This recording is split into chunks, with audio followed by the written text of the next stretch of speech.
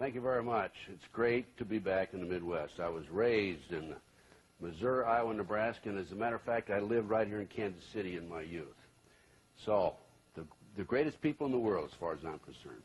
And last night I went out and took a little walk, and I was over in Kansas, Topeka, Kansas, and I got a breath of that fresh air because I've lived quite a few years in Los Angeles, so I know I really did enjoy coming back here. Let me just start by saying that after I retired, I learned about a number of matters which were very shocking to me. Before my retirement, when I was in the FBI, I can honestly say I was never exposed or had no knowledge at all whatsoever of any possible corrupt situations.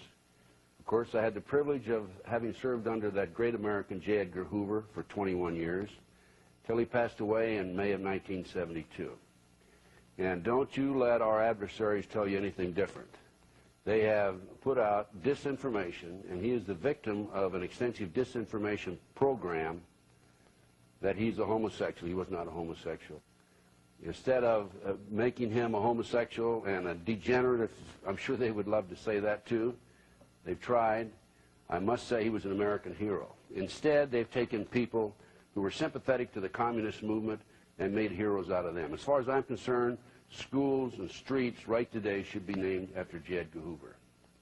As Ephraim Zimbalist said to me once, I play golf with Ephraim once in a while, when the lion is dead, the rats come out of the woodwork, and that's the case with Mr. Hoover.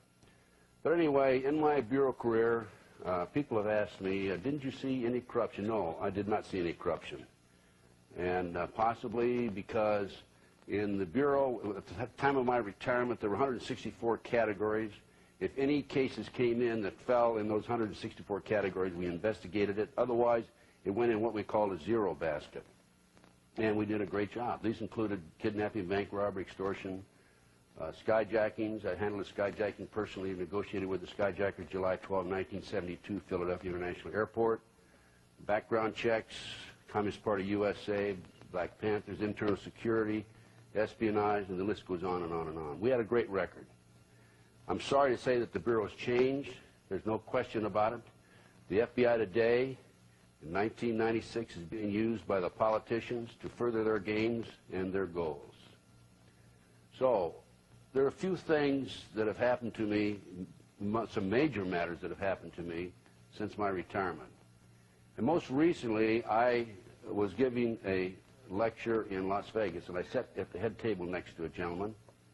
And this gentleman, in his day, had been in naval intelligence, and he was telling me that on December the 4th, 1941, 3 days before Pearl Harbor, he was in the communications room in Washington, D.C., a naval intelligence officer, and we received, the U.S. government received a communication, an intercept of Japanese message that had been sent, and we had broken the Japanese code, and this message stated that we were going to bomb Pearl Harbor on December the 7th.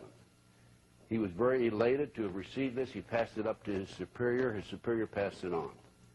After the war was over, he came back to Washington, D.C., and was told he was going to have to testify. They had a congressional hearing on this. He was given a subpoena. His boss called him in and said, even though you have a subpoena, you're not going to testify. And he said, well, I don't understand this. He says, look, you don't understand now, someday you will. You're not going to testify. And he didn't testify. Now, it's been documented, and I've heard it on a number of occasions, that we knew about Pearl Harbor in advance. This is the first time I've had information directly from a person who was aware of this. I also received some information recently in my tours and lectures and what have you.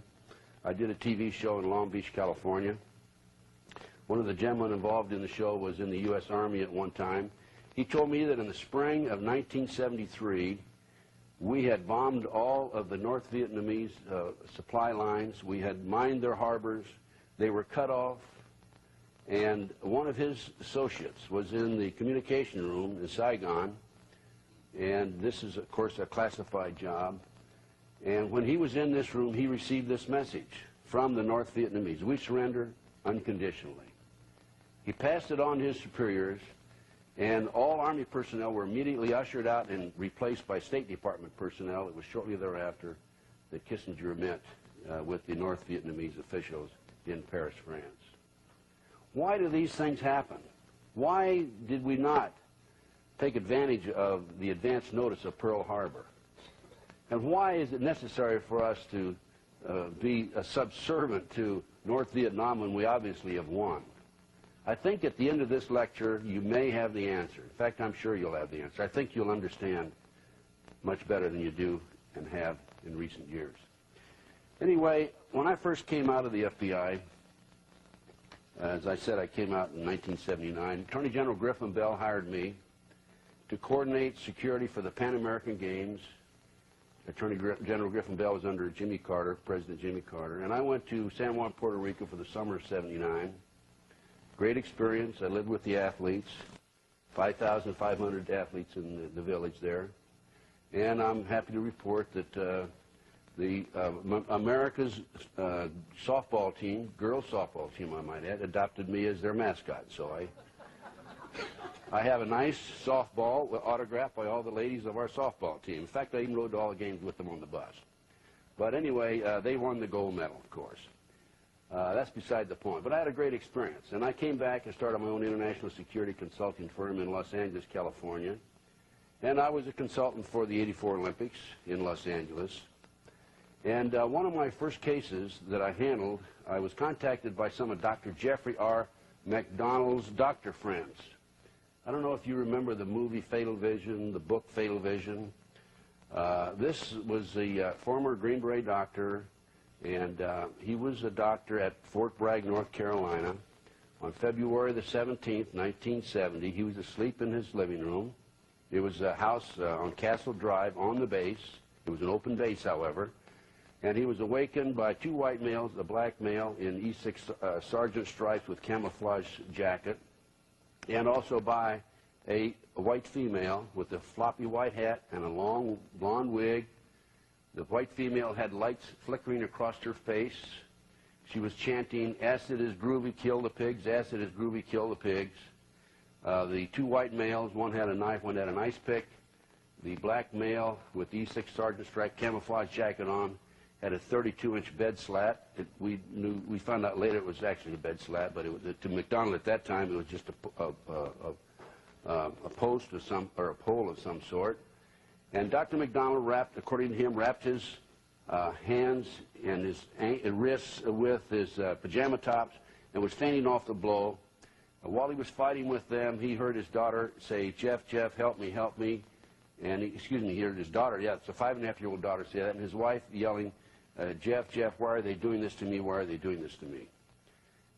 He felt a sharp pain to his right side. He awoke probably an hour and 15 minutes later, maybe hour and a half. He was half in the living room, half in the hallway. Total silence in the house. He went back. Here was his wife with 26 stab wounds in her chest. The children had numerous stab wounds in their bodies. All three of them were killed. The government, it was on a government reservation, the government claimed that Dr. McDonald went to bed and he noticed that the 5.5-year-old child who was sleeping with the mother had wet the bed, and he had a big argument with his wife, and because of this argument over the child wetting the bed, he wiped out the whole family. It's absolutely ridiculous. But anyway, so I was asked by some of Dr. McDonald's friends to investigate the case. And I told Dr. McDonald, I said, if you're guilty, as soon as I find out you're guilty, I'm not going to investigate any further. If you're innocent, I'll go right to the mat with you. Now, the gentleman had just been convicted in August 1979 of these three murders, even though the murders had been committed some 9 years prior to this. There were a number of appeals, and he was not indicted by the grand jury until 1974, so that was the reason for the delay. So I entered the case, and I noticed in reviewing the case, going through records, and I spent hours reading all kinds of material, the court dockets and testimony, etc. I noticed that skin that was in Colette's fingernails was turned over to William F. Ivory, who was the chief investigator for the Army, and it disappeared. Dr. McDonald did not have a scratch mark on him. The skin obviously was from one of the assailants. Colette being the wife. From skin, you can tell what type blood the person is who was scratched, right? That just plain disappeared off the earth. Also, in reviewing the records, I noted that there were 14 candle wax drippings in the house. And remember now, Colette had light flickering across her face. And these candle wax drippings, including one that was in the child's bed sheet, were foreign to any other candles and candle wax found in the house. I also noted that an FBI agent, hairs and fibers expert named Paul Stombaugh, lied to the grand jury, and if you want documentation on that, you can read the book Fatal Vision by McGinnis. And in there, it states that he testified before the grand jury and said that the hair in Colette's right hand was Colette's hair. Well, what happened was they found that Colette had hair in her hand. They tested it against Dr. McDonald's. It did not match, so it had to come from someplace, so they said it was Colette's. You cannot say that hair is identical. You can say it's similar. You can say it's cut, pulled, peroxide, what part of the body it came from, and it's similar. I noticed also that according to Helena Stokely, I obtained a confession from her on October 25, 1980. I brought her back to L.A. That's a story by and of itself. And Helena Stokely told me that it was her satanic cult group that went into the house that night. And it was her initiation into the group. And I said, what is this all about? And that was really the first I learned about Satanism. But Helena told me that to prove that she was in the house, that she had attempted to ride the rocking horse in the child's bedroom. The spring was broken. She wouldn't have known about that otherwise. She told me that that there was a jewelry box. I asked her specifically, was there anything, arrangement of the furniture, draw the diagrams of the house and so forth? She did that. I asked her about a jewelry box on the master bedroom dresser. She said there was a jewelry box there. I had her describe it. And she described it. I went down and got a Sears and Roebuck catalog. I showed her the catalog. She picked out the box. It was identical with it. She talked about also that there was something unusual happened that night. She said that right in the middle of all this commotion and this fighting, that the phone rang. And I said, well, what happened? And she said, well, I answered the phone, and there was a man asked for Dr. McDonald. And I said, well, then what happened after that? And she said, well, Dwight Smith, who was the person she identified as also being there, there were some 7 individuals involved in the crime, said, hang up the GD phone. And so she hung up the phone. Well, later on, I found out through my investigative effort that the person who made that call was a fellow named James Fryer, and he was in the penitentiary in western North Carolina, out of Asheville, North Carolina. And I called the warden. I made arrangements to go out and interview him on a Saturday morning. Well, when I arrived out there that morning, can you guess what happened? He had escaped the night before. And in developing additional information on the case, I learned that one of the early prosecutors, Jim Proctor, was the judge's ex-son-in-law. He was divorced from his wife, but still the judge was a grandfather to the children. And I learned that the police intelligence files on this group of Satanists that Helena described by name gave me descriptions of exactly where each one of them went in the house, what happened, step by step. Intelligence files disappeared out of the Fayetteville Police Department files, and also out of Waycross, Georgia, because one of them had been arrested down there. I learned subsequently that there were 2 black fibers on Colette's tongue in her mouth. There was a black fiber on the 32-inch bed slat, and there was a black fiber wool on her chest, black wool, okay? Determined it was black wool. The FBI had in their notes, their handwritten notes, that it was black wool, and a question mark as to where it came from. When the report was filed, typed up, the formal report was typed up and filed and furnished to the defense, that information was left out. Now, in conducting my investigation, I learned that the only black wool in the house that night was Helena Stokely's skirt. She had on a black wool skirt.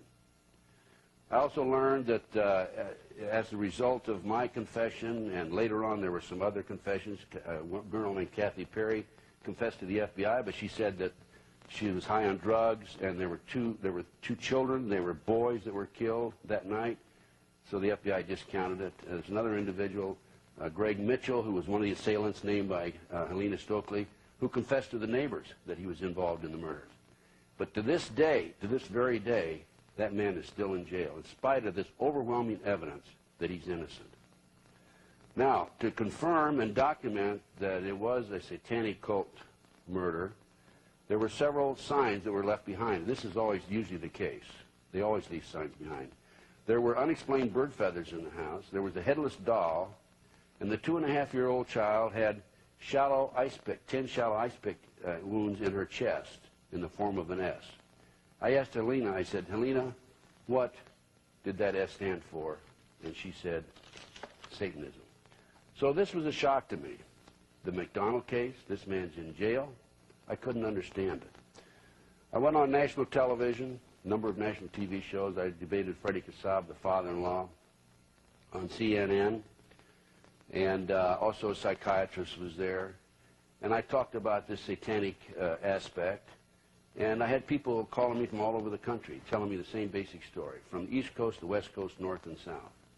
And I had people that, what you call them multi-generation Satanists. That's somebody who was born into it, mother, father, grandfather, grandmother are involved in Satanism. And adult survivors, that's somebody that gets out, usually has to go into hiding to survive. I had these people call me from all over the country telling me about the ceremonies and about the extent of the satanic movement in this country today. So I started investigating it myself. I gave a number of lectures on it. I had some national exposure, of course. And the bottom line is it's very easily explained, and it fits into a pattern. And this goes back some 200 years. I'm going to use as a textbook tonight Pawns in the Game. It's a book that was written by William Guy Carr. He's a retired commander in the Canadian Naval Force. And he had heard about the conspiracy and wanted to delve into it himself. He wrote a very compact book about what's going on with the Illuminati and how this fits into modern-day plans, what's going on in the world today. So we're going to use that as a textbook for the first 2 hours. And the second 2 hours, we'll have some case studies. So let's start out by stating and by showing you. We'll start with this page in the prefix. And you see this, we'll start up here. In 1784, an act of God placed the Bavarian government in possession of evidence which proved the existence of the continuing Luciferian conspiracy. This explains the previous 9 pages, goes into it in detail. We don't have time to do it completely. Conspiracy. Adam Weishaupt, a Jesuit-trained professor of canon law, defected from Christianity and embraced the Luciferian ideology while teaching at Ingolstadt University. In 1770, the money lenders who had recently organized the House of Rothschild retained him to revise and modernize the age-old protocols designed to give the synagogue of Satan ultimate world domination so they can impose the Luciferian ideology upon what remains of the human race after the final social cataclysm by use of satanic despotism. Weishaupt completed his task on May the 1st, 1776. It's a communist holiday, isn't it? May 1, 1776. The plan required the destruction of all existing governments and religions. This objective was to be reached by dividing the masses, whom he termed goyim, meaning human cattle, into opposing camps in ever-increasing numbers on political, racial, social, economic, and other issues. The opposing sides were then to be armed, and an incident provided which would cause them to fight and weaken themselves as they destroyed national governments and religious institutions. In 1776, Weishaupt organized the Illuminati to put the plot into execution. The word Illuminati is derived from Lucifer and means holders of the light. Using the lie that his objective was to bring about a one-world government, to enable men with proven mental ability to govern the world, he recruited about 2,000 followers. These included the most intelligent men in the field of arts and letters, education, the sciences, finance, and industry. He then established lodges of the Grand Orient to be their secret headquarters. Weishaupt's revised plan required his Illuminati to do the following things to help them accomplish their purpose. 1, use monetary and sex bribery to obtain control of people already occupying positions in high places in the various levels of all governments and other fields of human endeavor. Once an influential person had fallen for the lies, deceits, and temptations of the Illuminati, they were to be held in bondage by application of political and other forms of blackmail and threats of financial ruin, public exposure, and physical harm, and even death to themselves and their loved ones. We're going to take these a point at a time. And then what I'm going to do, I'm going to show you what's going on in this country today. This is a recent headline, not too recent, 1989, June the 30th, 1989. Power broker served drugs, sex at parties, bugged for blackmail. Here's another headline. Homosexual prostitution probe ensnarls the fissures of the Bush and Reagan administration.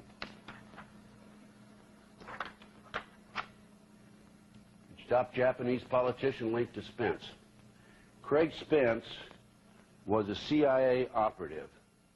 He was exposed as a CIA operative. His job was to set up dignitaries, politicians, congressmen, etc., and to blackmail them. Once he was exposed, of course, he didn't last too long. He lasted something like 6 months. Within 6 months, I think he was suicidal. Now, recently, it's sometimes referred to as Arkancided, by the way. Not Spence, though. This was before Mr. Bill Clinton was in the White House. But in my experience as a private investigator, security consultant over the last 17 years, I've had a number of high-profile cases in addition to the Jeffrey McDonald case. And I'm happy to report I've had a phenomenal success record on it. It takes a lot of time, a lot of diligence, and the right contacts in order to be successful in this field. But in 1989, I was contacted by a gentleman by the name of Ed Weaver, a wonderful Christian man in Lincoln, Nebraska. And he had read about me in a book called The Ultimate Evil by Maury Terry. The Ultimate Evil was a story about the Son of Sam murders in New York. And Maury Terry wrote the book. He contacted me on the West Coast, asked me to help him do the research on it, et cetera, which I did. Involved on the West Coast the murder of a producer named Roy Radin.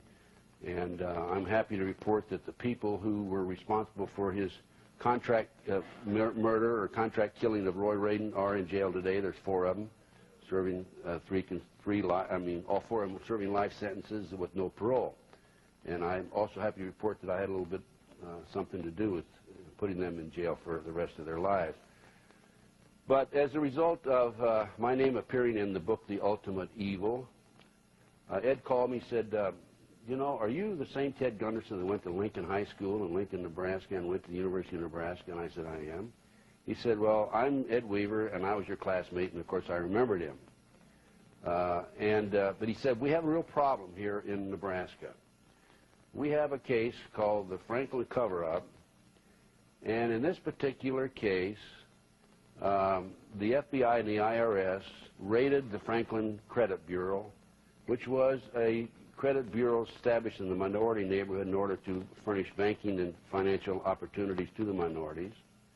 People on the board of directors included people like Harold Anderson, who was past publisher of the Omaha World Herald, other very prominent citizens.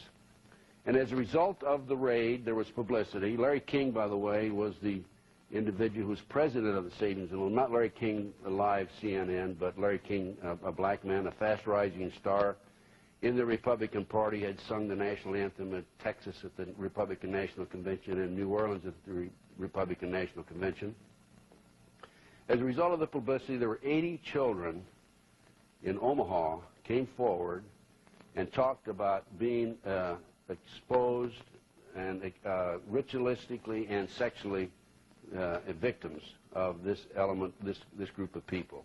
These were some of the leading businessmen in Omaha. These kids named not only Harold Anderson, but they also named Bob Wadman, chief of police, as being involved in this ring.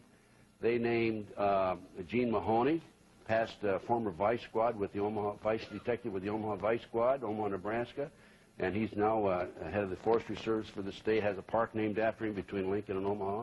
They named the editor of the society page of the Omaha World Herald. They named the heir to the Brandeis fortune. I mean, these were top citizens, highly respected people in the community. And of these 80 children that came forward, 4 of them gave statements. Of the 4 who gave statements, 2 of them later recanted, probably under pressure. 2 refused to recant, Alicia Owens and Paul Benassi.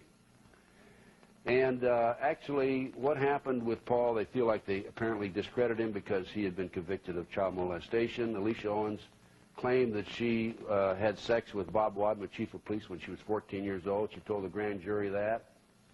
And as a result, they tried her for perjury before the grand jury, and she was convicted. As far as I'm concerned, I attended the trial, a day of the trial, and it was a kangaroo court. There's no question in my mind. But this was the situation, and in discussing the matter, I did go back to Nebraska, of course, after talking to Ed. And I'm telling you right now about my experience there in talking to Paul and Alicia and so forth. But in talking to Paul, he gave me a number of signed statements. By the way, Gary Caradori, the investigator before me, died in an airplane crash coming out of Chicago. He had called they had a state Senate committee that was organized for the purpose of checking into this situation, this child sexual ring. And he had called the Senator, Lawrence Schmidt from Chicago. He was sent back there on a lead. Called Senator Schmidt, and said, I have the goods right now. They cannot get out of it. He got on an airplane that night, and the plane crashed outside of Chicago, about an hour and a half out of Chicago. And his briefcase is missing, and the back seat of the plane is missing. They claim that he had engine trouble and the plane disintegrated, but there was a farmer who saw a flash of fire and light, and he felt that it was very obvious to me and obvious to anybody else that there was probably a bomb in the plane. I can't prove it. This is what is being spread and thought about at the present time, and has been for some time. But anyway, Gary Caradori had done a great job on the case. I was not replacing him in full because I couldn't work full-time on it. I had a business in California. But in talking to Paul Benassi, he told me about the number of times when he and others were taken out of schools, private schools in Omaha, driven by limousine to Sioux City, Iowa, and placed on private jets and flown to Washington, D.C. for sex orgy parties with congressmen and senators. Paul told me, and has drawn for me, the living quarters of the White House. The public's not allowed in the living quarters of the White House. There's no question in my mind Paul is telling the truth. But in addition to this, he talked about an organized child kidnapping ring, which I will discuss later on in the lecture. We'll discuss that in the second half, by the way. But this is your documentation. This is what I'm saying. And by the way, Paul knew Craig Spence, knew him very closely, and had worked with Craig in setting some of these politicians up. So then we come back to the second point, and number 2 starts here. Illuminati on the faculties of colleges and universities were to recommend students possessing exceptional mental ability belonging to well-bred families with international learnings for special training in internationalism. This training was to be provided by granting scholarships to those selected. They were to be educated and indoctrinated into accepting the idea that only one world government can put an end to recurring wars and tribulations. They were to be at first persuaded and then convinced that men of special ability and brains had the right to rule those less gifted, because the goyim, that's us, folks, masses of the people, don't know what is best for them physically, mentally, and spiritually. Today, 3 such schools are located in Scotland, Germany, Greece, and so forth. So I think you're probably aware of the extent of recruitment that the government does on college campuses. That doesn't, of course, mean that necessarily applies here in every instance, but I have known of the extensive recruiting efforts by the CIA on college campuses. And the CIA, believe it, no question about it, there's an element of the CIA that's tied into this, and I'll document that as I go along later on. The next point, these are the goals now that are being set forth by the newly organized Illuminati. Influential people trapped into coming under the control of the Illuminati and students who had been specially educated and trained were to be used as agent tour and placed behind the scenes of all governments as experts and specialists so they could advise the top executives to adopt policies which would, in the long run, serve the secret plans of the one-worlders and bring about the ultimate destruction of the governments and religions they were elected or appointed to serve. This happened in Yalta. You remember Yalta? FDR went over. We gave away the world to them. This has happened time and time again. The next point I find very interesting, and how true it is today. The Illuminati were to obtain control of the press and all other agencies which distribute information to the public. News and information was to be slanted so the Goyams would come to believe that a one-world government is the only solution to our many and varied problems. True today, isn't it? And again, I'm going to deal with that a little later on in this first 2 hours of the lecture. Going down here, a German author named Zwack put Weissaup's revised vision of the old age conspiracy into book form and named it Ein Original Skripten. My German isn't too good, even though I have a little bit of German in me. In 1784, a copy of this document was sent to the illuminist Weishaupt and delegated to foment the French Revolution. Mean the Illuminati was responsible for the French Revolution? Yes, absolutely. The courier was struck dead by lightning as he rode through Ratisbon on his way from Frankfurt to Paris. What about a little divine intervention there, huh? The police found the subversive documents on his body and turned them over to the proper government authorities. After careful study of the plot, the Bavarian government ordered the police to raid Weissaupt's newly organized lodges of the Grand Orient and the homes of some of the most influential associates, including the castle of Baron Bossen-Sonderdorf.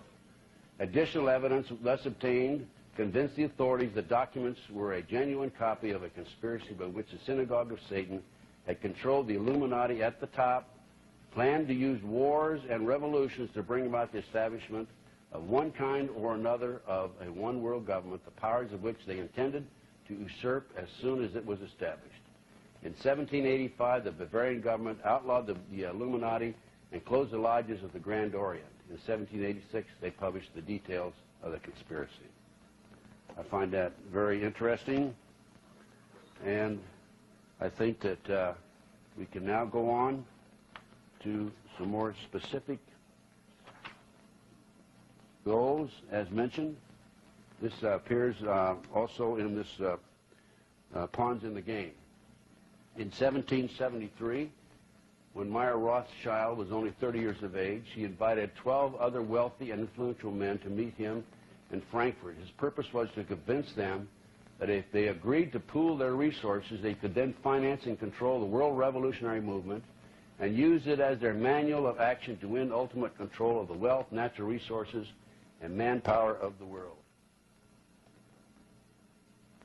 After the general introduction to build up an enthusiastic reception for the plot, he was about to unfold, Rothschild turned to a manuscript and proceeded to read a carefully prepared plan of action.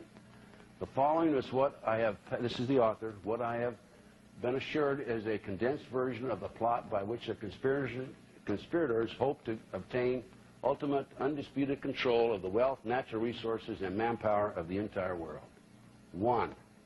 The speaker started to unfold the plot by saying that because the majority of men are inclined to evil rather than to good, the best results in governing them could be obtained by using violence and terrorism and not by academic discussions. The speaker reasoned that in the beginning, human society had been subject to brutal and blind force, which was afterwards changed to law. He argued that law was force only to disguise. He reasoned it was logical to conclude that by the laws of the nature, right lies in force. Next point. He next asserted that political freedom is an idea and not a fact. He stated that in order to usurp political power, all that was necessary was to preach liberalism so that the electorate, for the sake of an idea, would yield some of their power and prerogatives, which the plotters could then gather together into their own hands. Do we have a little liberalism in this country today? Of course. 3, the speaker asserted that the power of gold had usurped the power of liberal rulers even then in 1773. He reminded his audience that there had been a time when faith had ruled, but stated that once freedom had been substituted for faith, the people did not know how to use it in moderation.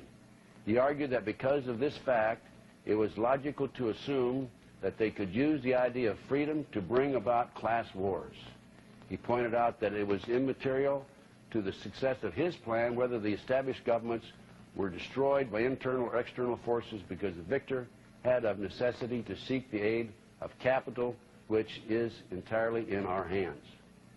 Number 4, he argued that the use of any and all means to reach their final goal was justified on the grounds that the ruler who governed by the moral code was not a skilled politician because he left himself vulnerable and is in unsuitable position to his throne. He said, those who wish to rule must have recourse to cunning and to make-believe, because great national qualities like frankness and honesty are vices in politics.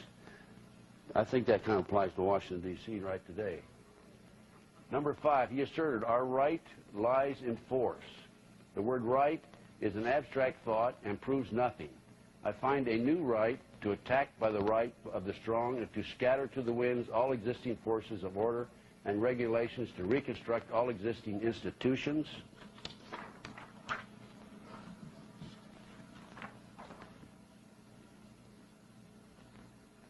and to become the sovereign lord of all those who left for us the rights to their powers by laying them down voluntarily in their liberalism. 6, he then admonished his listeners with these words: the power of our resources must remain invisible until the very moment when it has gained such strength that no cunning or force can undermine it. He warned them that any deviation from the line of the strategy plan he was making known to them would risk bringing to naught the labors of the century. The powers of our resources must remain invisible. What's going on in America today?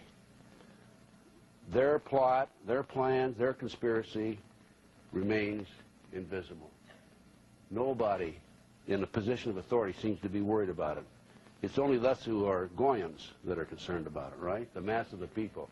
We do have an opportunity, fortunately, through the alternate press, to learn about these things, and through lectures such as we have here today. Number 7, he next advocated the use of mob psychology to obtain control of the masses. He reasoned that the might of the mob is blind, senseless, and unreasoning, and ever at the mercy of suggestion from any side. He stated only a despotic ruler can rule the mob efficiently, because without absolute despotism, there can be no existence for civilization, which was carried out not by the masses, but by their guide, whosoever that person might be. He warned, the moment the mob seizes freedom in their hands, it quickly turns to anarchy. Number 8, he next advocated that the use of alcohol, liquor, drugs, moral corruption, and all forms of vice be used systematically by their agenteurs to corrupt the morals of the youth in the nation. He recommended that the special agenteurs should be trained as tutors, lackeys, governesses, clerks, and by our women in the places of dissipation frequented by the Goyans. He added, in the number of these last, I count also the so-called society ladies who become voluntary followers of the others in corruption and luxury. We must not stop at bribery, deceit, and treachery when they should serve towards the attainment of our ends. Well, what about the youth today? What about drugs today? What about corruption of the morals of our youth? The CIA is the biggest drug dealer in America, has been for years, starting back in the 1960s, okay? Going on. By the way, speaking of drugs, let me just mention, there's a recent article in Reader's Digest. In fact, it was January 1996. And here's what it says.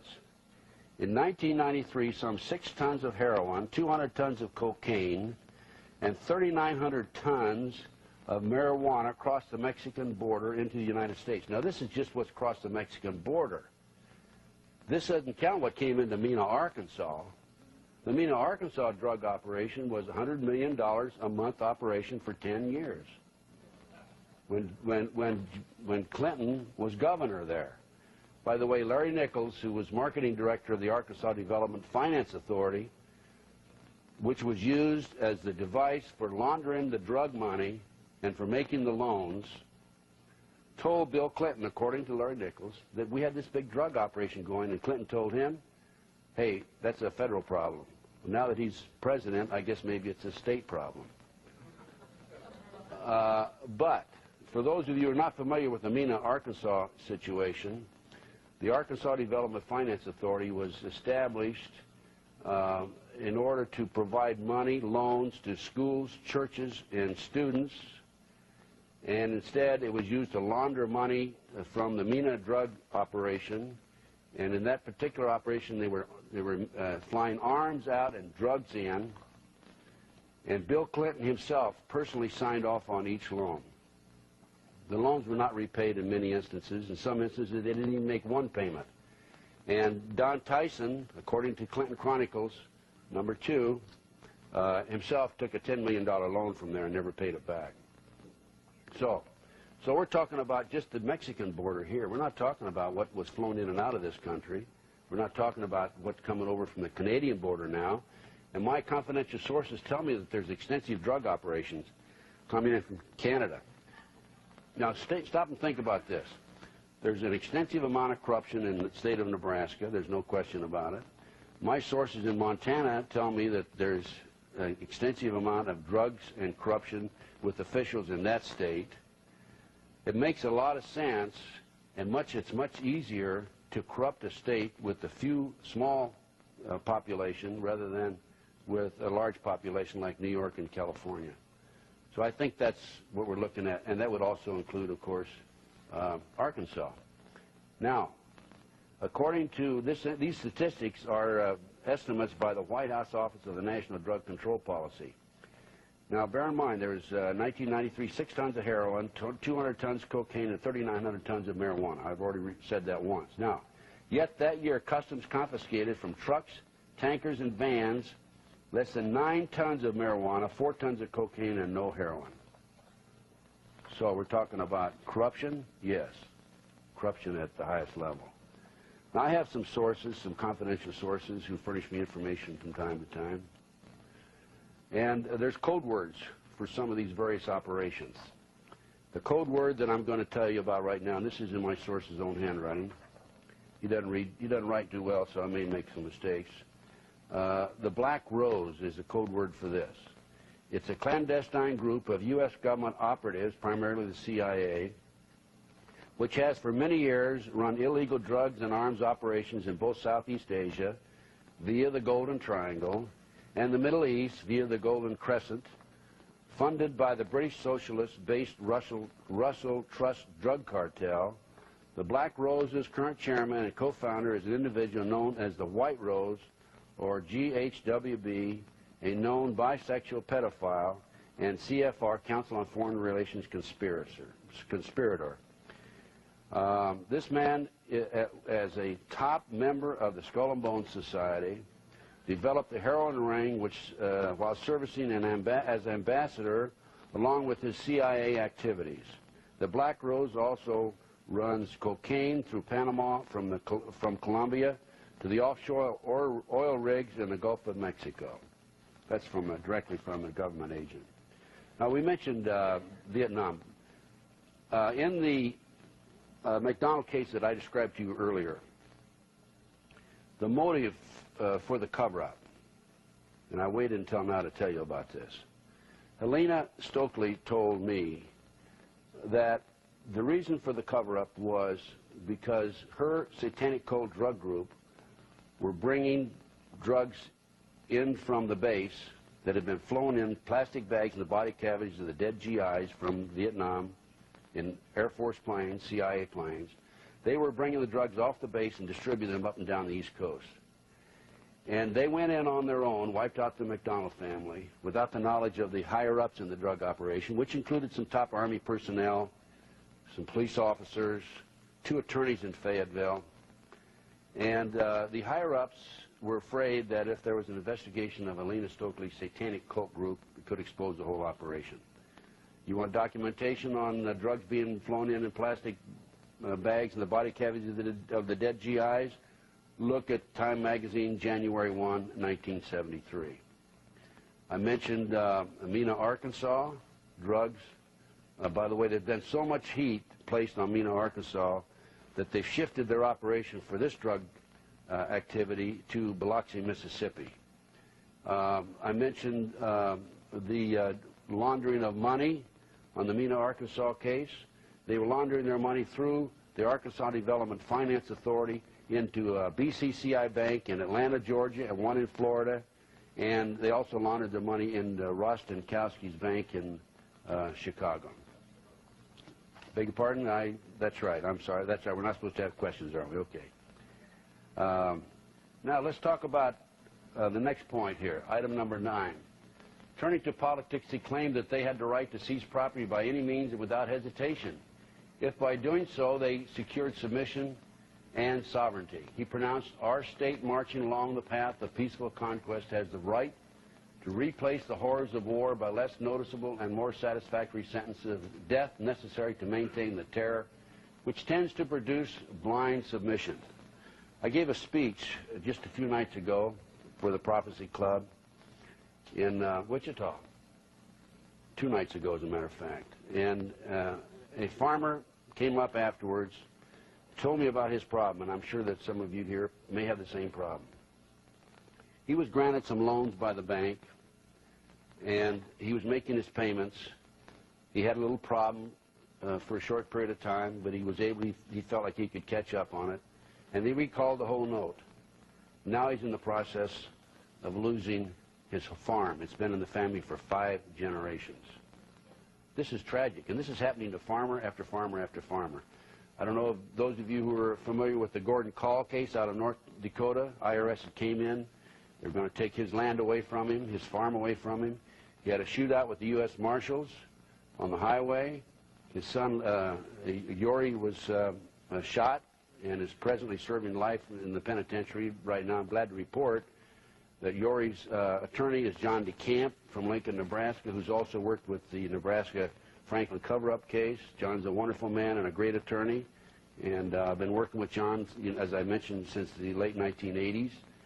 But Gordon Call had to go into hiding in Arkansas, and he was ultimately murdered by the marshals. And the sheriff who went in with the marshals, according to information I have, made the statement after they shot him, "Oh, you shot the wrong man," and then the sheriff ended up dead. I can't say that somebody shot him or didn't shoot him, but I know he ended up dead. The house ended up being burned down. Those of you who are familiar with Dianne Feinstein, the senator from California, she's introduced a bill about taking the national parks and taking the state land and county land and turning it over to the federal government. There is an organization in the government itself known as the International Biosphere Reserves. The New World Order, this is again from one of my sources, for section of land, the New World Order term for section of land that has been turned over to the World Conservation Bank, that's the World WCB, in lieu of payments of the debt of the International Monetary Fund or the World Bank. It's called the International Biosphere Reserves. In the U.S., largely unknown by most Americans, many beautiful national parks and wilderness areas are quietly being turned over to the world bankers, the Rothschilds, Rockefeller cartel, as payment on the national debt. Areas such as the Smoky Mountain National Park, these are then cleared of any citizens and zealously patrolled by the U.S. Forestry Service. This is going on today, and as a matter of fact, of the 98 federal parks in this country, the United Nations has control of 47 of them. There is an agency, a little-known agency in the Treasury Department. It's called the Financial Crimes Enforcement Network. It's a little-known agency whose subversive mission is to monitor every dime you earn, track every dollar you spend, and identify all your assets and property for later confiscation. Let's go on to number 10. Dealing with the use of the slogans, he said, in ancient times we were the first to put the words liberty, equality, and fraternity into the mouths of the masses, words repeated to this day by stupid poll parrots, words which the would-be wise men of the Goyams could make nothing of in their abstractness and did not note the contradiction of their meaning and interrelation. He claimed the words brought under their directions and control legions who bore out our banners with enthusiasm. He reasoned that there is no place in nature for equality, liberty, or fraternity. He said, on the ruins of the natural and genealogical aristocracy of the Goyams, we have set up the aristocracy of money. Qualification for this aristocracy is wealth, which is dependent upon us.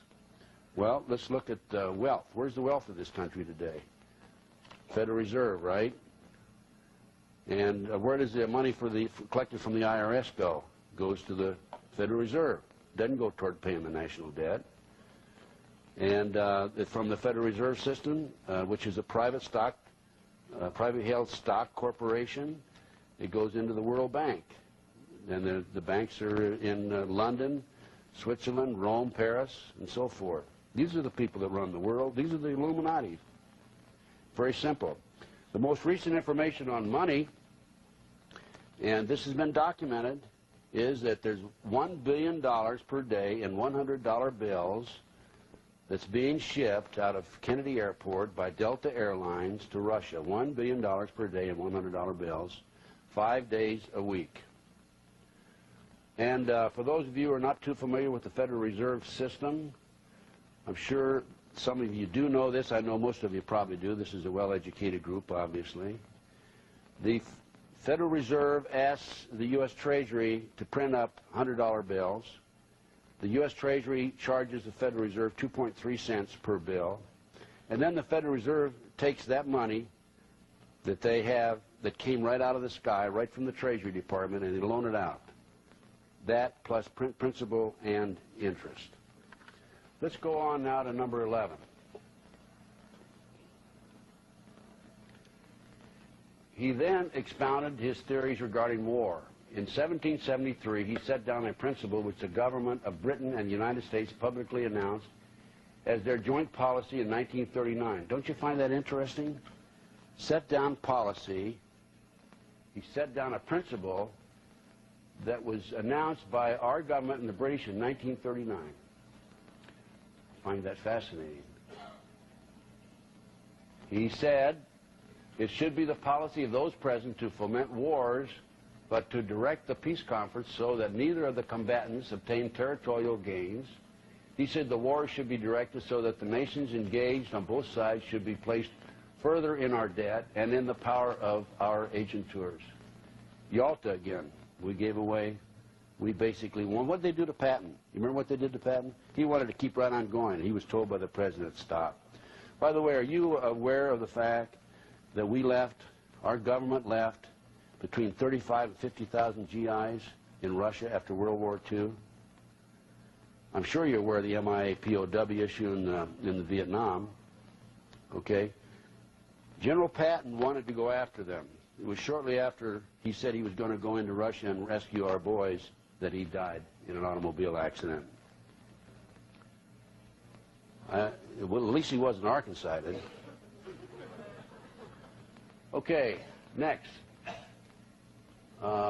Number 12. He then dealt with administration. He told those present that they must use their wealth to have candidates chosen for public office who would be servile and obedient to our commands so they may readily be used as pawns in our game by learned and ingenious men we will appoint to operate behind the scenes of government as official advisors. He added, the men we appoint as advisors will have been bred, reared, and trained from childhood in accordance with our ideas to rule the affairs of the whole world. I find this very interesting. They will have been bred, reared, and trained from childhood in accordance with our ideas to rule the affairs of the whole world.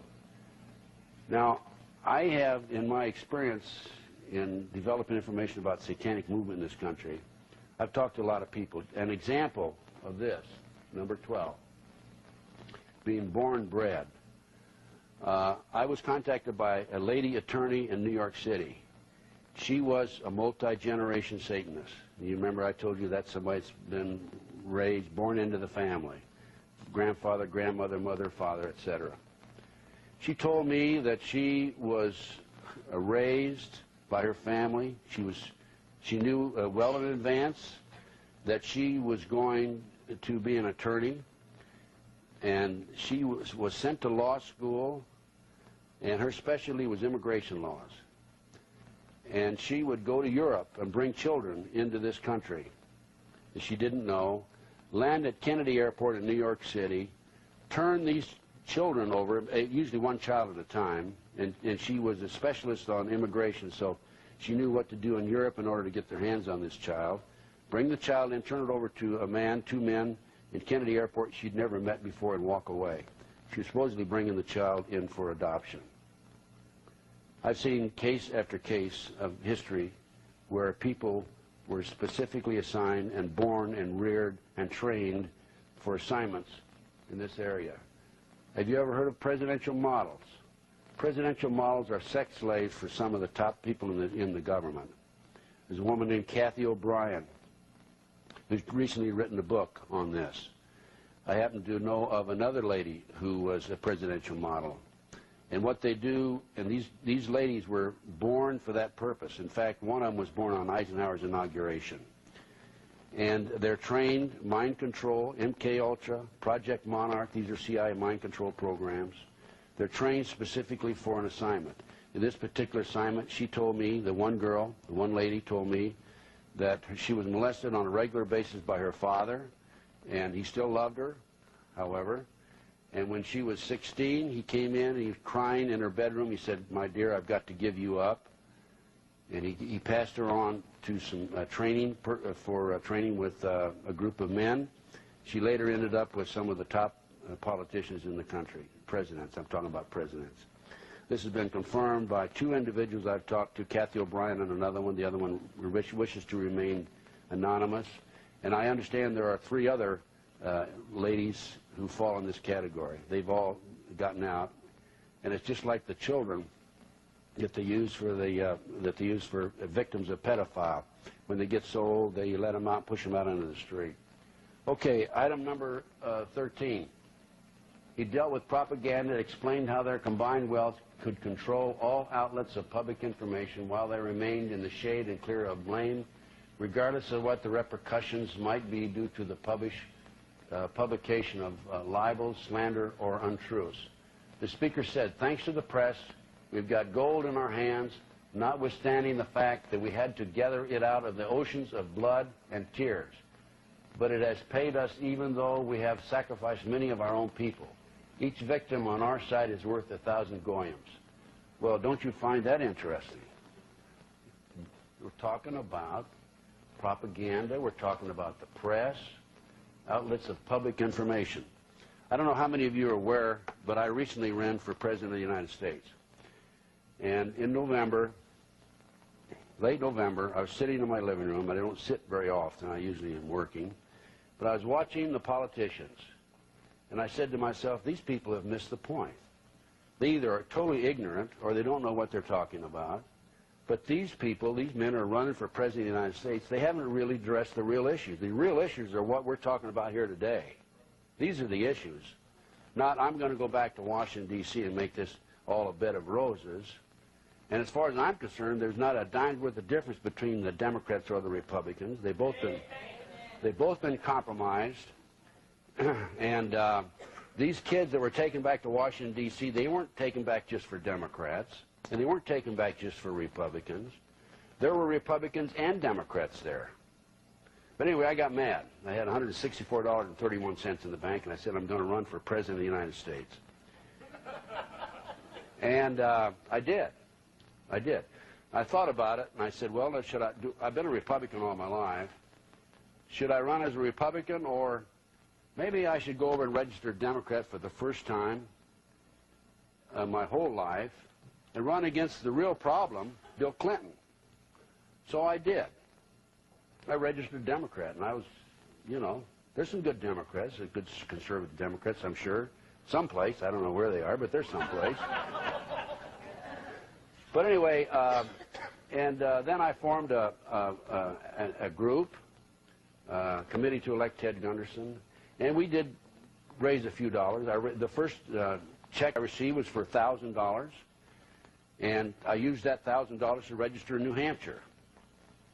And I got on the ballot in New Hampshire, and then I was able to raise another $2,500, and I was able to get on the ballot in Texas. And then I raised another $500, and I sent it to Colorado, and with my $500, I met the deadlines, filled out the application, and I received a response back about 10 days later, 2 weeks later. I'm sorry, you're not a viable candidate, and they kept my $500. I tried to get on the ballot in Oregon and Tennessee. They said, you're not a viable candidate, forget it. Anyway, to make a long story short, I had, in addition to my experiences dealing with the media, this deals with number 13, dealing with the media as an FBI agent, I dealt with them as a politician. I mean, really, let's face it, I'm not really a politician, right? But it was fun. And I recall that I was campaigning in Texas. I did manage to get to Texas. I didn't manage to get to New Hampshire. My money was real short. But a man came in. He liked my platform, strictly downsize the federal government, do away with the IRS, go back to the 17th Amendment, you know, states' rights, and so forth. The man came in. He said, look, he said, I'd like to support you. And I said, fine. You know, I need all the support I can get. He said, no, financially. I said, fine, but you can only give me $1,000 unless you put a political action committee together and you give me $5,000. He said, no. He says, I'll tell you what we'll do. We'll go on a joint venture, and I'll invest some money, and you come in and be a business partner with me. I said, that's great. So I thought I was going to have some money, and so I called on February the 9th. I called a television station in New Hampshire. I called WMUR, ABC TV, Manchester, New Hampshire. And I said, look, I'm Ted Gunderson. I'm a presidential candidate, and I had a committee to elect, and I'd registered with the Federal Election Commission. And I want to run Clinton Chronicles this Sunday night, or a week from Sunday night. And what will 2 hours prime time cost me? Now, I thought I was going to have the money, because this man said, well, I'll bring $750,000 in. I'm going to bring it in from overseas. And I thought he was legit. As it is, I think he was a government plant, but that's beside the point. But anyway, I thought I was going to have the money. So, you know, bear in mind, as a politician, the only way they can turn me down as a candidate, a viable candidate, is if there's sex or drugs involved in the video or the show. Well, there's drugs involved, certainly, and sex involved, but it's not by me, right? I mean, it's a documentary. So they said $20,000. And I talked to a woman named Julie Campesino. Call back Monday. Hi, Julie, this is Ted. Yes, I remember. Oh, by the way, I checked, and I was wrong on the price for 2 hours of prime time. It's $120,000. So it went up $100,000. I was scheduled in New Hampshire to be on a forum, and I was canceled. And I had a feeling I was supposed to be on a forum on Friday morning. Before I got on the plane, I thought I better call. I called, and they said, well, you're not, you know, you were scheduled, but you're not going to be on there. I had an opportunity to talk at Branch Davidian rally on the state capitol building in Texas, Austin, Texas, on a Saturday morning. And I was the last speaker. There were 4 speakers. And they were filming all 3 of them before I got up. And when I got up to talk, the CBS closed down and walked away. So we're talking about the press, control of the press. Now, in New Hampshire, when the final ballot was in, by the way, I ended up 12th out of 21 candidates there. And in Texas, I was able to come up with 15,501 votes.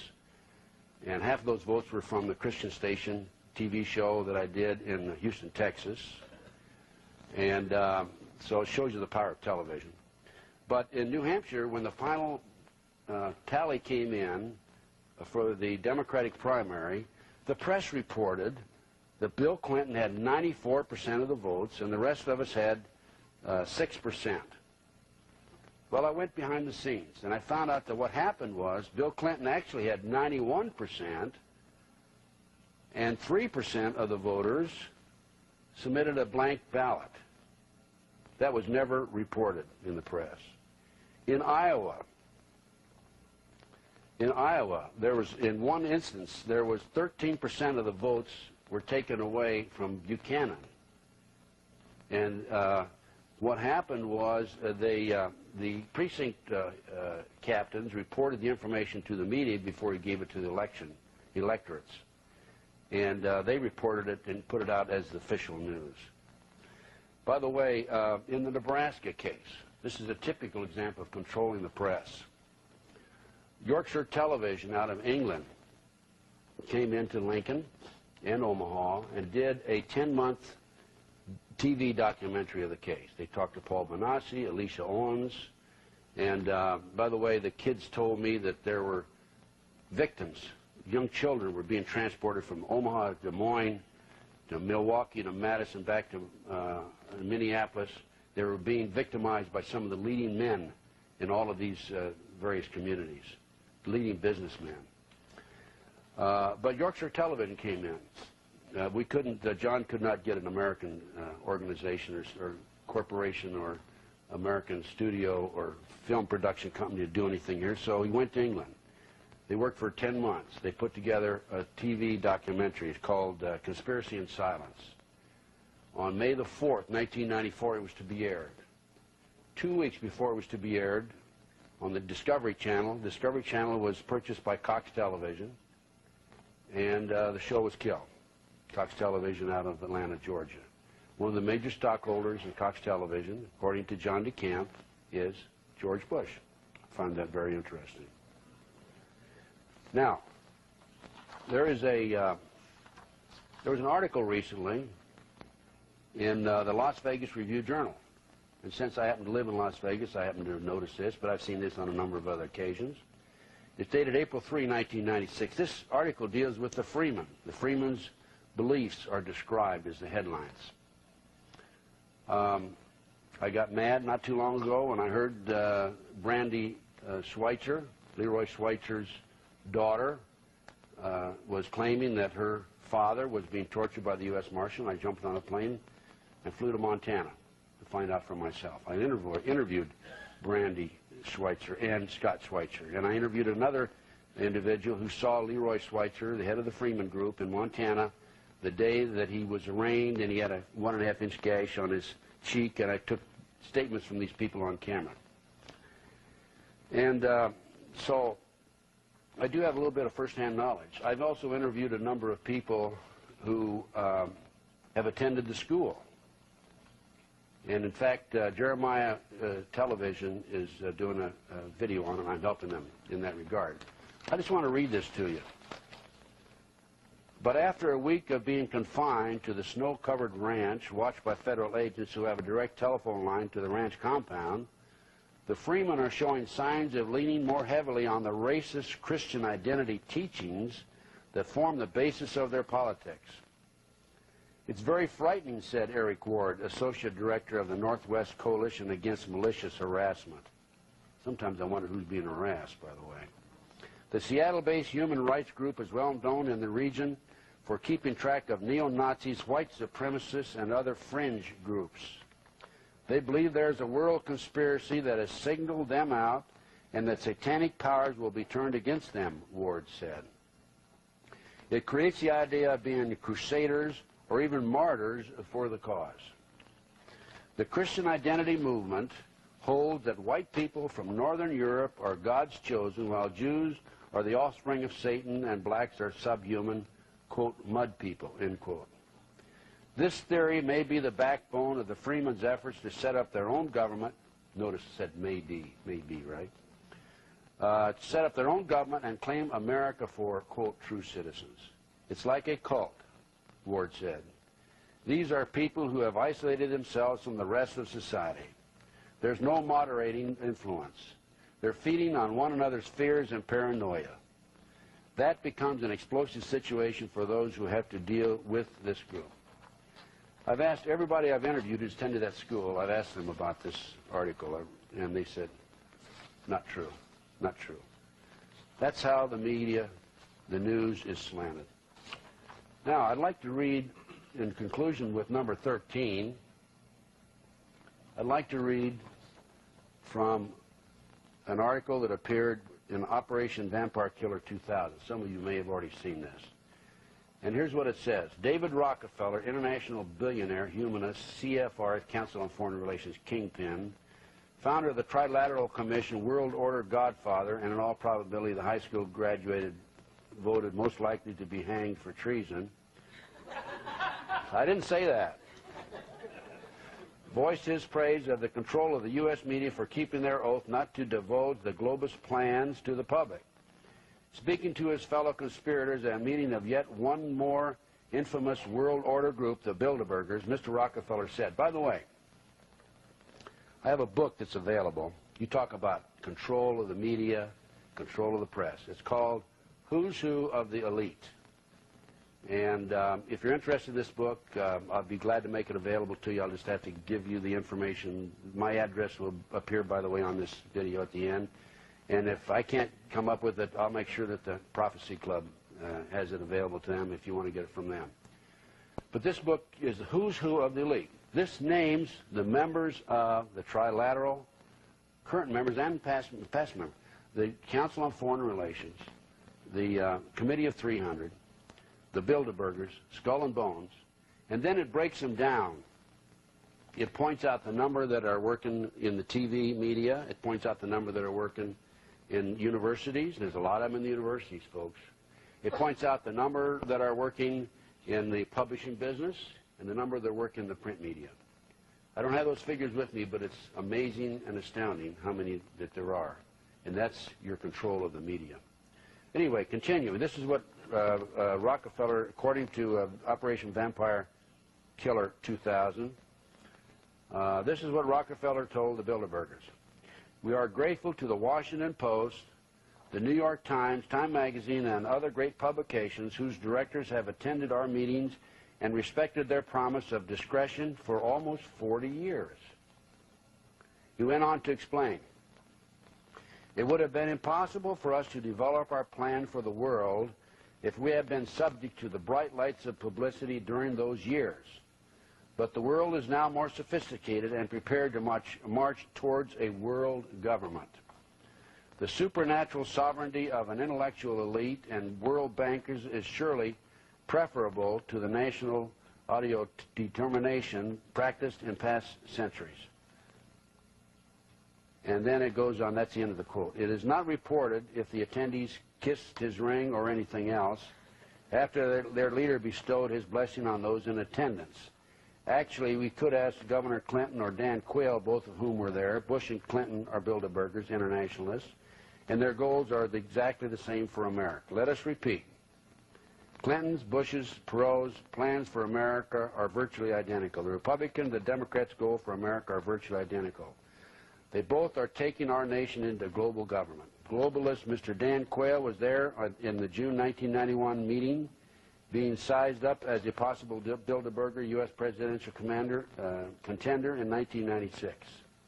The major media's job is to convince Americans that the Republicans and the Democrats are on opposite sides and fighting each other. Interesting. Okay, number 14. He then explained the necessity of having their agenteur always come into the open and appear on the scene when conditions had reached their lowest ebb and the masses have been subjected by means of want and terror. He pointed out that when it was time to restore order, they should do it in such a way that the victims would believe that they had been the prey of criminals and irresponsibles. He said, by executing the criminals and lunatics after they have carried out our preconceived reign of terror, we can make ourselves appear as the saviors of the oppressed and the champions of the workers. The speaker then added, we are interested in just the opposite, in the denudation, the killing out of the Goyans. I have received information, and I want to be very cautious about this. I cannot document this. It's strictly intelligence, raw intelligence information, so I don't put it out as a fact. But if it's true, it's something to be concerned about. that weapons are being given to gangs in this country, gangs that are distributing drugs, men on the street, and that these gangs are the ones that have been designated to shoot and eliminate police officers when the time comes. And then the Army or the New World Order or the military, whoever's going to be taking over eventually, will come in and eliminate the gangs. I also have information that the biggest concern of the New World Order is not the militia. That's all a facade. I'm afraid they could eliminate the militia as it stands today without too much difficulty, although there will be some people that will be difficult to locate and seek out. But the biggest concern they have is the veterans who have come back from the various services, particularly the Navy SEALs and the Special Forces. And I have been told, and I think this is accurate information, I don't want to put it out as a fact per se, because I have not seen paper on it, and I usually like to say this is so because I've seen the documentation. But I've been told that these are the men that they're concerned about, the New World Order is concerned about. These are the men who have already had others assigned for assassination. In other words, these are the ones that will be the first to be assassinated when the New World Order tries to take over. Okay, next. He next explained how industrial depressions and financial panics could be brought about and used to serve their purpose, saying enforced unemployment and hunger imposed on the masses because of the power we have to create shortages of food will create the right of capital to rule more surely than it was given to the real aristocracy and by the legal authority of kings. He claimed that by having their agent tour control the mob, and the mob could then be used to wipe out all who dare to stand in their way. Number 15, financial panic, right? Food shortage. What about the savings and loan? You remember the savings and loan when they deregulated savings and loan? Millions of people lost their money, their life's savings. Right up here in Lincoln, Nebraska, Commonwealth Savings and Loan was written up and on 60 Minutes over that. There's organizations that advocate right today the reduction of the world population. They're actively advocating that. Warren Buffett, the richest man in America, on and off with another gentleman, depending on how much stock they bought the day before, and has been identified by the kids in the Nebraska case as being present at some of the meetings that were held. Warren Buffett is very active in this organization to reduce the world population. It's been alleged that the AIDS epidemic was actually started by the government. And then we have more recently this, the HARP program. For those of you who do not have this book, it is available through the Prophecy Club. Angels Don't Play This Harp, Advances in Tesla's Technology.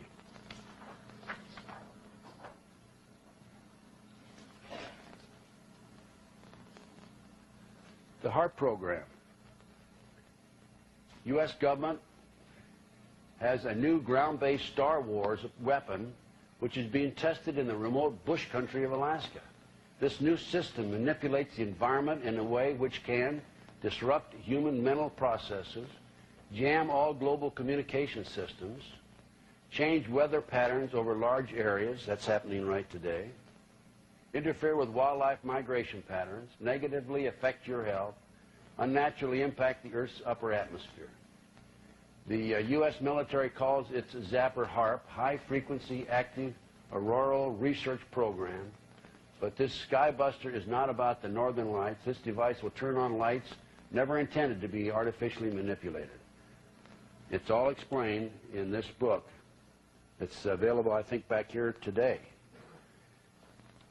Looking at the Gulf War illness, the British troops and the American troops who were vaccinated, 440,000 of them, they were the ones that became ill, not the other troops who were not vaccinated.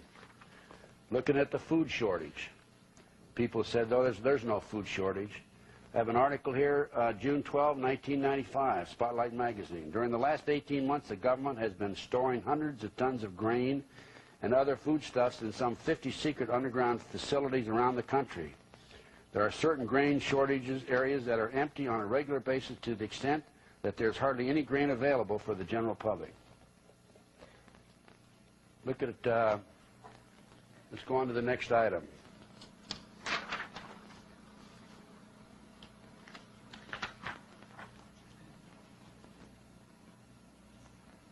Oops. I'm not doing so well, am I? Oops. Let's see. Okay. We talked about financial panics and so forth, depression, financial problems. The infiltration into continental Freemasonry was next discussed extensively. The speaker stated that their purpose would be to take advantage of the facilities and secrecy Freemasonry had to offer. He pointed out that they could organize their own Grand Orient lodges within Blue Masonry in order to carry on their subversive activities and hide the true nature of their work under the cloak of philanthropy. He stated that all members initiated into their Grand Orient lodges should be used to politicize purposes and for spreading their atheistic, materialistic ideology amongst the Goyans. He ended this phase of the discussion with the words, "When the hour strikes for our sovereign Lord of all the world to be crowned, these same hands will sweep away everything that might stand in their way."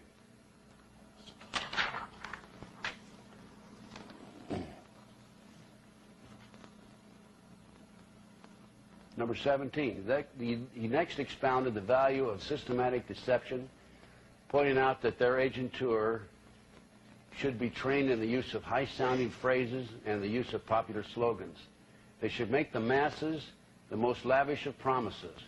He observed the opposite of what has been promised can always be done afterwards, that is, of no consequences. He reasoned that by using such words as freedom and liberty, the Goyams could be stirred up to such a pitch and patriotic fever that they could be made to fight even against the laws of God and nature. He added, and for this reason, after we obtain control of the very name of God, we'll be erased from the lexicon of life. He then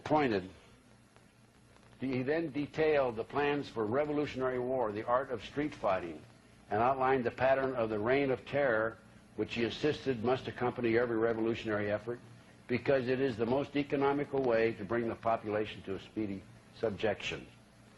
Well, we have most recently here Janet Reno, among other things, once a national hit team, February 27, 1995. You find it interesting that she is talking about using U.S. military units as well as personnel from all the federal agencies, the Bureau of Alcohol, Tobacco, and Firearms, drug enforcement agencies, and I'm sure the FBI, yes, the FBI. And in fact, under the proposed new act, the Rapid Deployment Strike Force would be commanded by Deputy Assistant Director of the FBI and would be staffed by not only FBI agents, but through the transfer of personnel from their elites and entities into the Department of Justice or any other federal agency. So, we have there a direct contradiction and violation of the posse comitatus. I might mention that it's been documented that the military and civilian law enforcement agencies, federal agencies, have had a series of joint training sessions in Michigan and in Arizona in house-to-house training. House-to-house training of going in and searching the houses and taking over a facility. Well, let's see, what was that last question? That was number 18. Number 19. Diplomacy was next discussed. After all wars, secret diplomacy must be insisted upon in order that our agentur, masquerading as political, financial, economic advisors, can carry out our mandates without fear of exposing who are the secret power behind the national and international affairs.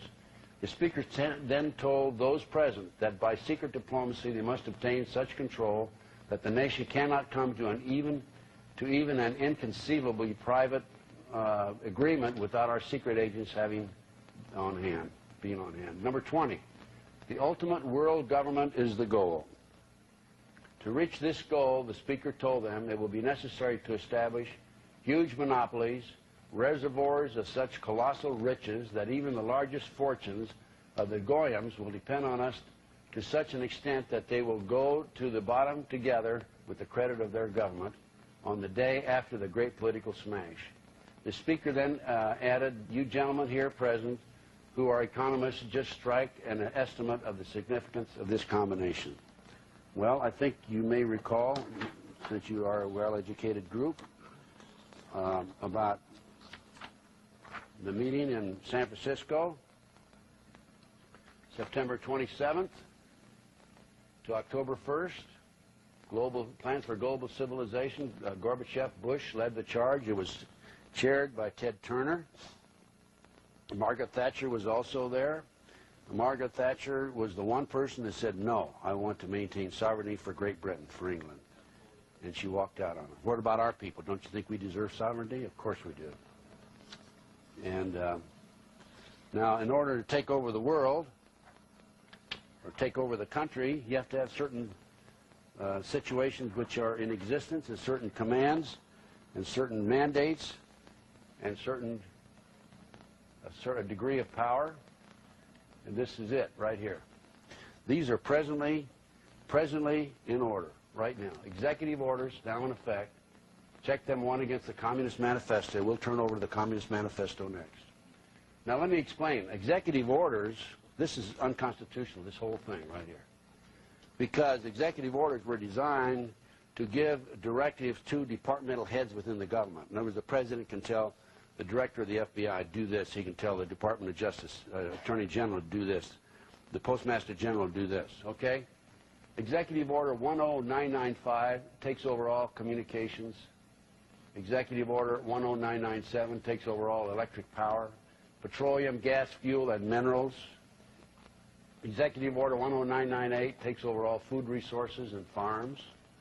Executive Order 10999 takes over all means of transportation, controls highways and seaports. Executive Order 11000 drafts all citizens into workforces under government supervision, slave laborers. Sounds like Nazi Germany to me. Executive Order 11001 takes over all health, welfare, and educational functions. We already have, what's the United Nations outcome education? And this is in many of our schools today, so they've already started in the educational functions. Executive Order 11002 empowers the Post Office General to register all citizens nationwide. They're probably already doing that through credit cards, and Social Security Administration. I'd say that's probably already in effect. Executive Order 11003 takes over all airports and aircraft. Executive Order 11004 takes over housing and finance authorities and housing designated as unsafe, establishes new locations for populations, builds new housing with public funds. Executive Order 11005 takes over railroads, inland waterways, and public storage facilities. Don't you find public storage facilities kind of a strange? And that's strange that they would say that. But I can certainly understand why, because they want to go after the guns, they want to go after the food. There is a new legislation. I heard it's been passed, but at least I can say without any question it's been proposed, that would limit the time limit that you have food on your shelf in your home. Yes.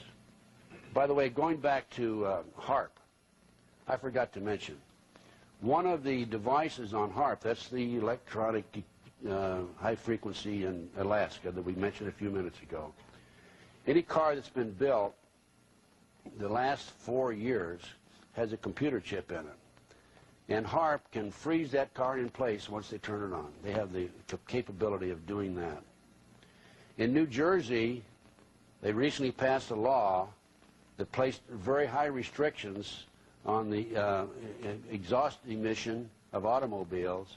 And it's been stated, and I have the records of this someplace, I don't have it with me here today, that most of the automobiles that are 10 years old and older will not be able to pass the emission test in New Jersey. And, of course, that would not include the automobiles that have been built in the last 4 years.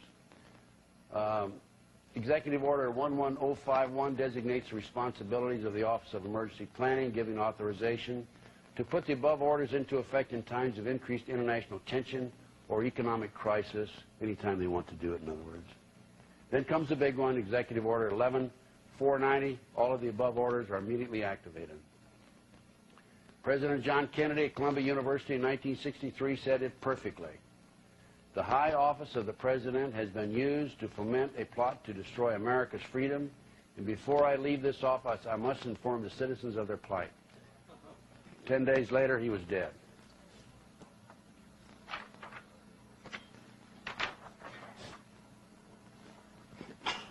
Communist Manifesto.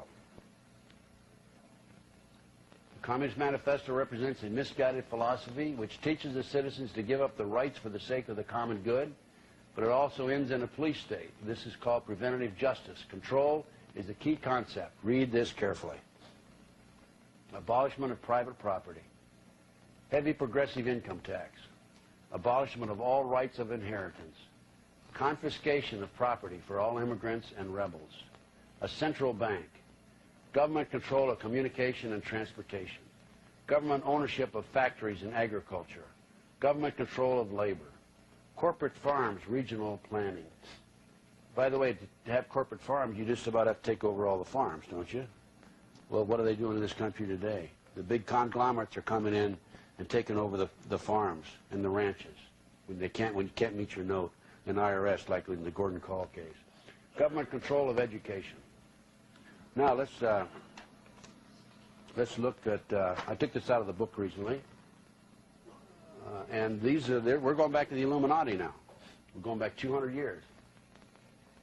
In a meeting on July the 16th, 1782, they set forth a 7-part goal. Order of chaos, abolition of private property, abolishment of inheritance, patriotism, all religion, abolishment of the family. What are they doing in this country today? Look at the moral fibers that are being destroyed through drugs.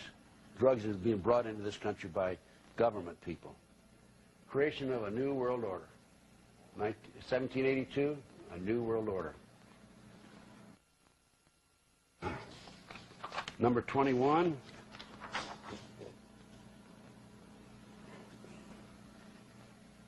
Economic war.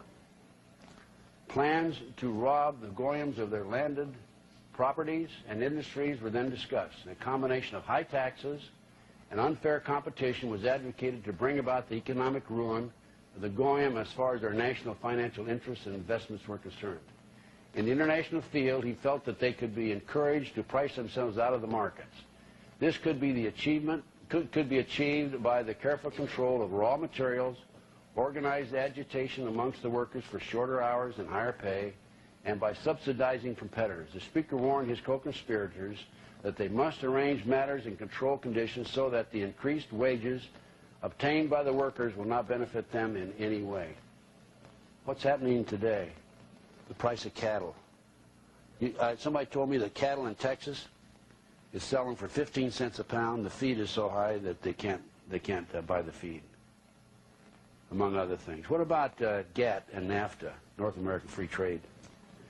There's 16,400 Americans lose their jobs every day since GATT and NAFTA were passed. There's been over 800,000 people who've lost their jobs because of GATT and NAFTA. In the oil industry alone, from 1986 to 1992, the number of operating oil rigs dropped from 4,000 to less than 650. Oil was being we were self-sustaining ourselves to a degree, and in lieu of the active oil wells, we have instead 15 super tankers that are bringing 15 million barrels of oil a day into Houston, Texas. Zapata Oil Company owns 5 of these super tankers. Zapata Oil Company is owned by the George Bush family. All the oil that we have in Alaska, I understand that There's been a strike in Alaska, and there's no question we could be self-sustaining just from the oil that's available to us in that state. Now, for the 26 years from 1946 to 1971, speaking of the America's economy, 1946 to 1971, for 26 years, the U.S. trade had a surplus of $98 billion. The economy grew from 4.8% per year. The national debt rose to $148 billion. For the next 23 years, from 1972 to 1994, the U.S. suffered a $1.6 trillion trade deficit, whereas we had a surplus of $98 billion before. The economy grew 3.8%. The federal debt soared at an annual rate of 3,200% per year, more than preceding 26, not per year, but the rate of 3,200% more than any preceding 26 years by $4.3 trillion.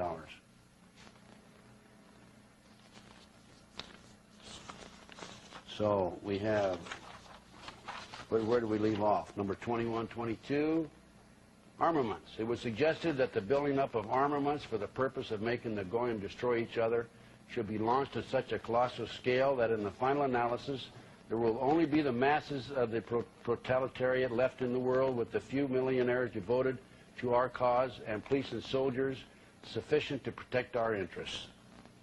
Number 23, the new order. Members of the one world government would be appointed by the director. He would pick men from among the scientists, the economists, the financiers, the industrialists, and from the millionaires, because in substance everything will be settled by the question of figures. Number 24, importance of youth. The importance of capturing the interest of youth was emphasized with the admonition that our agentures should infiltrate into all classes and levels of society and government for the purpose of fooling, bemusing, and corrupting the younger members of society by teaching them theories and principles we know to be false. Well, certainly we see that today in our youth. Look at the, you know, when I was I remember when I was in grade school and junior high and high school, I never even heard of drugs. Now my granddaughter tells me in junior high that there's drugs all over the place. It's going more serious and more serious every day. Number 25, national and international laws should be changed, but should be used as they are to destroy the civilization of the Goyim, merely by twisting them into a contradiction of the interpretation which first masks the law and afterwards hides it altogether. Our ultimate aim is to substitute arbitration by law. The speaker then told his listeners, "You may think the Goyim will rise upon us with arms, but in the West we have against this possibility an organization of such appalling terror that the very stoutest hearts quail. The underground, the metropolitans, the subterranean corridors, these will be established in the capitals and cities of all the counties before that danger threatens." I have from a number of sources, these are confidential sources, that there are numerous underground facilities available to our adversaries throughout the United States. I have been told by a source that's reliable, a source that's involved in the intelligence community, that there is extensive city underground in the Las Vegas, Nevada area. I've also been told by reliable sources that there is a piece of equipment that will go through hard rock at the rate of, I think, 10 miles an hour. I'm not sure about how many miles an hour it'll go. And it'll spit this rock out, and you can drive a car or a train through it. I don't think there's any question about the underground subterranean efforts of this country. Going back to NAT and GAFTA, this is sent to me by an attorney, and the position statement: the so-called free trade under NAFTA and GATT is neither free nor fair. Free trade is newspeak for the subversive policy that was designed to destroy the American economy. It was hatched up by Harry Dexter White versus Frank Coe and Harold Glasser, mainlined by Senator George W. Malone on page 76. The Senate Finance Committee heard testimony on GATT that 32 nations favored tariff goods on goods which they exported to the United States. Every one of these nations had recently increased its tariffs on American goods. Now, one of them imposed the tariffs for the only admissible business reason there is, namely, to equalize the wage standards of living between two countries engaged in trade. That's mainline page 77. If a $10,000 American automobile is sold on the American market, $4,000 of that price is made up of taxes paid to support the government in the United States where that market is made possible. A Japanese car makes no such contribution to the American infrastructure. President Nixon explained it clearly. If we buy steel rail from England, they have the money and we have the rail. If we buy steel rail from ourselves, we have both the money and the rail. Allowing products that do not pay American taxes or American wages to plunder American markets destroys American jobs. American dollars are taken out of the American economy where the money creates more American products with American jobs. It is not building walls to protect the American economy from an anti-American policy that tears down American productivity and prosperity. That, ladies and gentlemen, I think fairly well documents the goals and aims of the New World Order. And then I would like to go on and describe some other activity that's taking place in this country. And by the way, before I forget, I need to tell you about a march, that's taking place right after the Republican convention out of San Diego. It's going to take place from, they're going to march from San Diego to Washington, D.C. It's being sponsored by an organization known as CALL, down at the bottom. See if this works down here. Here, CALL. And CALL is Citizens Against Legal Loopholes. You might be interested in contacting these people for a Liberty Weekend. They plan to have the rally in D.C., and the number there at the bottom is 619-755-9319. And the purpose of the rally and the march to Washington, D.C. is to attract attention and to alert people to the problems that we're having in this country today, and particularly as in regards to the Constitution of the United States. Now, continuing with the New World Order, I'd like to point out that in this newspaper article, August 27th, 1994, at the bottom, in Oklahoma City, this article asks for applicants for a new federal transfer center in Oklahoma City. And it was estimated that thousands of Oklahomans would apply for this job. The prison transfer center is designed to hold 1,400 inmates for a maximum of 10 days each. Officials anticipate the transfer center will remain in full capacity continuously. Why would we need a federal transfer center all of a sudden at full capacity, 1,400 every 10 days? That's over 50,000 transfers a year. I think something like 55,000. I talked to an ex-con recently, federal prisoner. He was in the federal prison at one time, not anymore. He told me that the federal prisoners are being used and being paid $5.50 a day to work at the abandoned military bases, and they are constructing concentration camps there. This is directly from the horse's mouth. Before George Bush left office, he signed a treaty with the United Nations. This is a document from the Army that I obtained through one of my sources. And it's called Bridge to America, Partnership States. And this treaty, which was not presented to Congress, and so therefore after 90 days it was not ratified by Congress. After 90 days it becomes law. This treaty designated foreign troops to serve in various capacities in each state in our country, the United States. For example, in Texas, it would be Czechoslovakian troops. And while the Czechoslovakian troops are occupying Texas, American troops will be occupying some countries overseas, certain countries overseas. California will be Ukrainian troops. Illinois, Polish troops. I don't see Kansas on there. I don't see Missouri. I see Alabama and Illinois. Poland. Illinois will be Polish troops. So, I don't know of those of you who are aware of this, but not too long ago it was proposed. The proposal for House Rule 666. They're pretty arrogant, aren't they? Was designed to allow police officers more leeway in searching suspects and properties, according to a summary prepared by a House subcommittee. H.R. 666 would legislatively expand the good faith exceptions to situations where law enforcement officials gather evidence without a warrant. In other words, if a police officer believes he or she has a good reason to search you or your property, he can.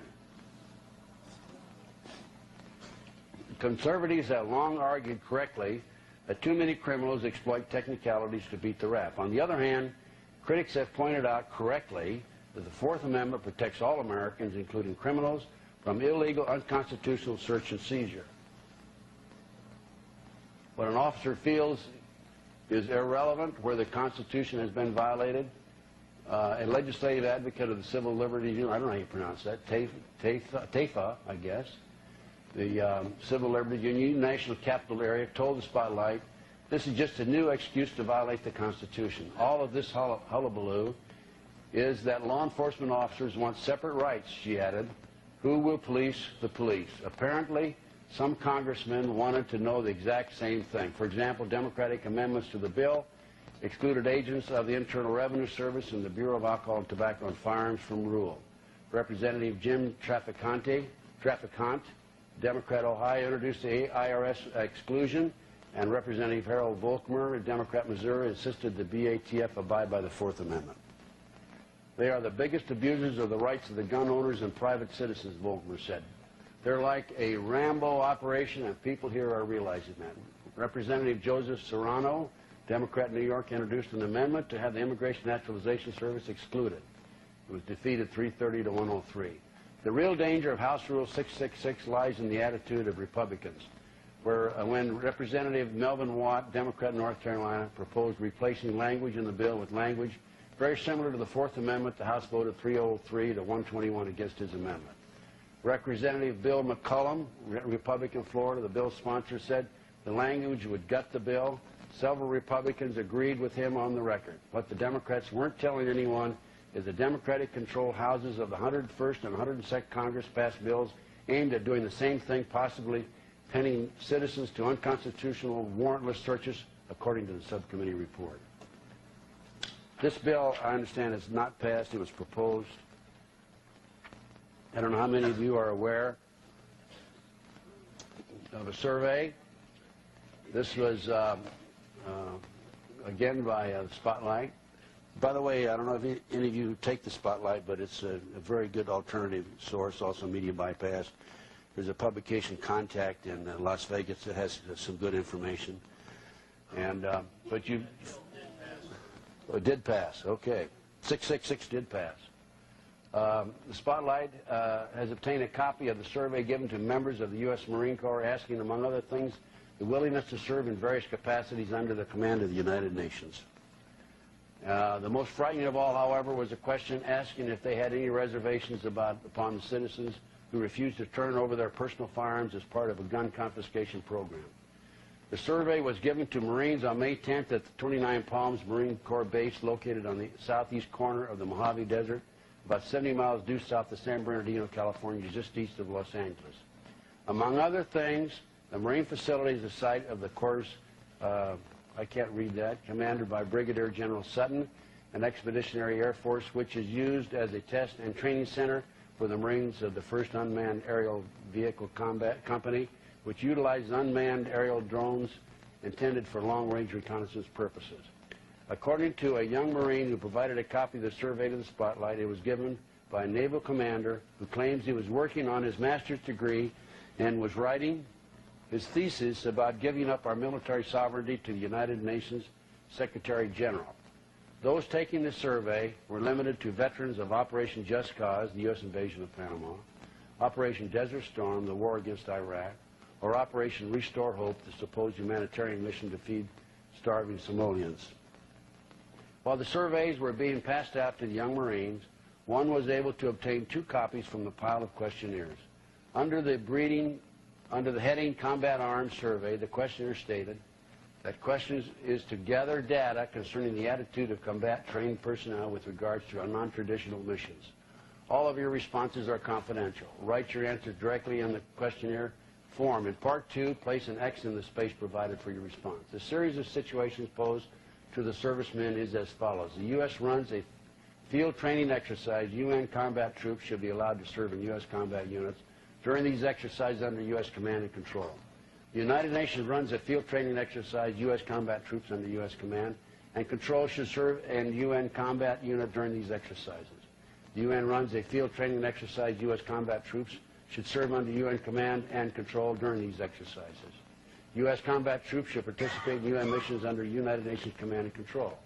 U.S. combat troops should be commanded by UN officers and non-commissioned officers at battalion and company levels while performing UN missions, and it goes on and on.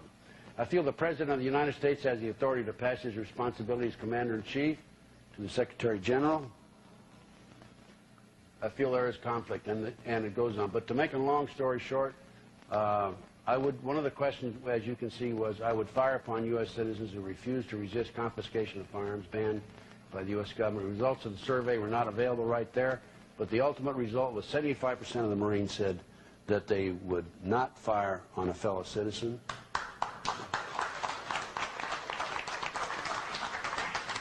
And unfortunately, 25% said that they would fire on a fellow citizen. I wanted to get into some other case files and some specifics for the next 2 hours.